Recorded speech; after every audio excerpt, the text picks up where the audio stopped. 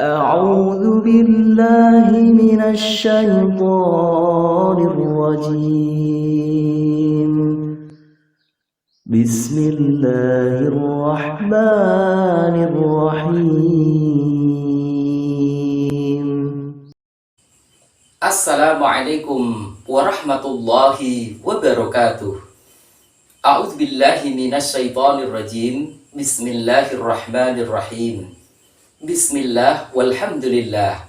Wassalatu wassalamu ala Rasulillah Muhammad ibn Abdillah wa ala alihi wa sahbihi wa mawala, amma ba'd. Saudaraku kaum muslimin muslimat dimanapun Anda berada, rahimakumullah.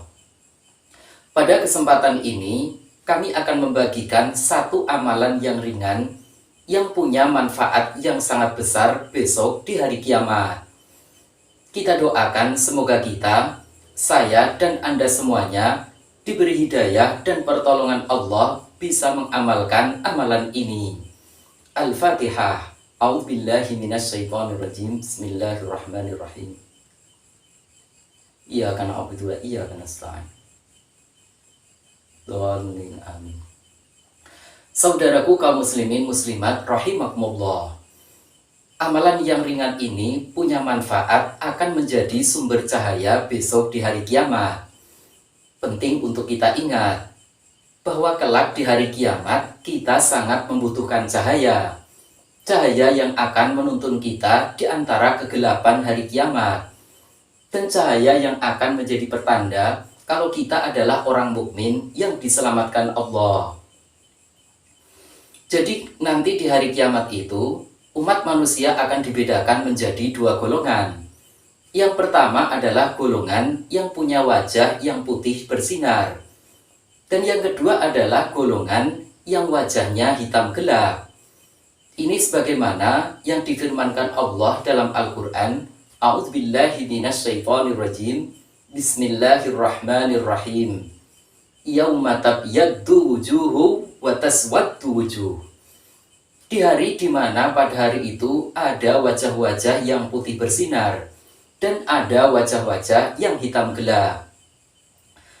Mereka yang wajahnya bersinar berarti mereka adalah orang-orang mukmin yang selamat yang akan masuk surga. Allah berfirman, wa ammal ladzina byaddat wujuhuhum fa fi rahmatillahi hum fiha khalidun. Adapun orang-orang yang wajahnya putih bersinar, maka mereka ada dalam rahmat Allah, mereka kekal di dalam surga selama-lamanya. Sedangkan mereka yang wajahnya hitam gelap, mereka berarti adalah orang-orang kafir, orang-orang musyrik yang tidak selamat dan yang akan diazab oleh Allah.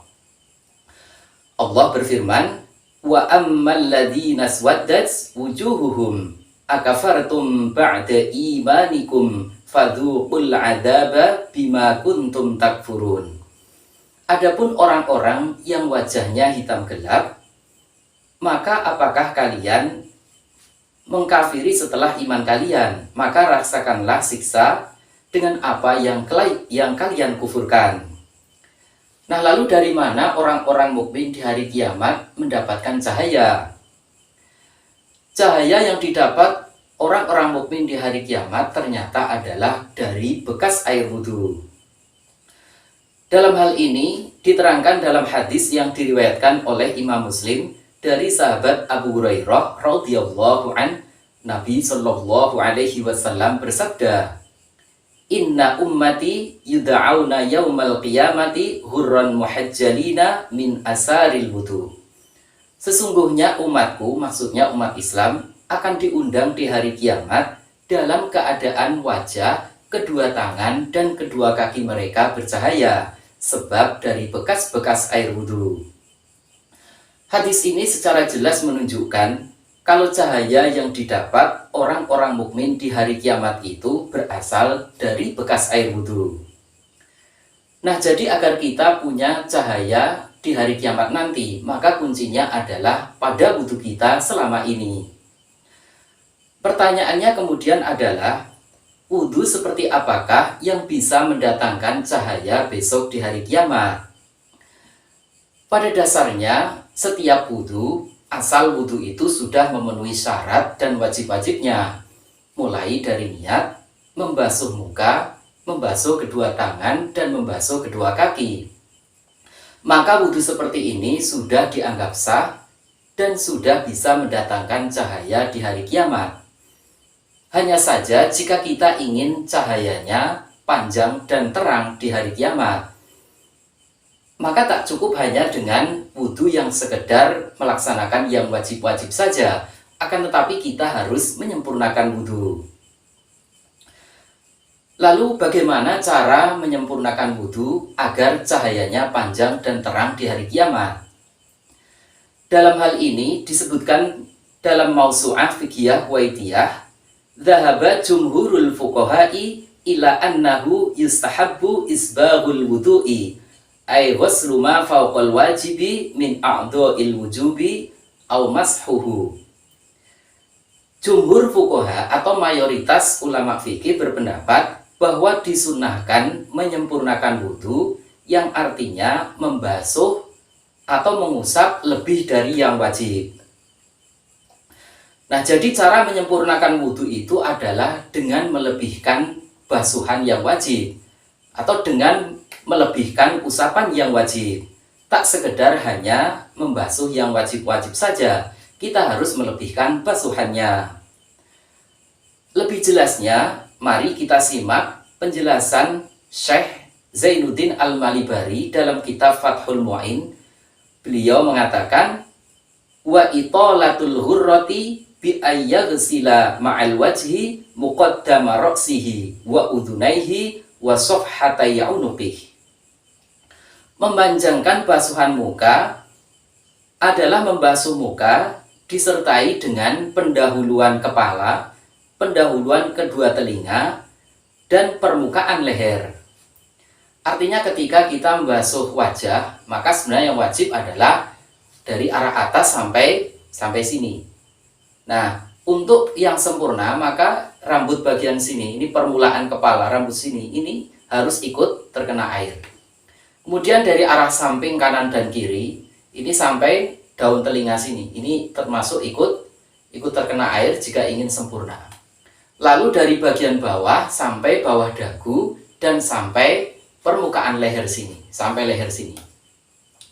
Bahkan dalam kitab Fathul Qorib, di sana disebutkan wala budda ma'a ghuslil wajhi min ghusli juz'i minar ra'si war raqabati wa ma tahta dzaqan. Dan wajib bersamaan dengan membasuh muka, yakni membasuh bagian dari kepala. Jadi kepala ini tadi, ini termasuk kalau menurut kitab Fathul Qorib itu wajib. Kemudian warraqabah, ya, ini bagian leher, wama tahta dzaqan, dan bawah dagu sini, ini terkena air. Jadi untuk membasuh muka itu berarti tak hanya yang wajib saja, tapi harus ini sampai sini, kemudian ini daun telinga, dan atas ini sampai rambut bagian sini terkena air. Lalu beliau melanjutkan penjelasannya, wa italatu tahjilin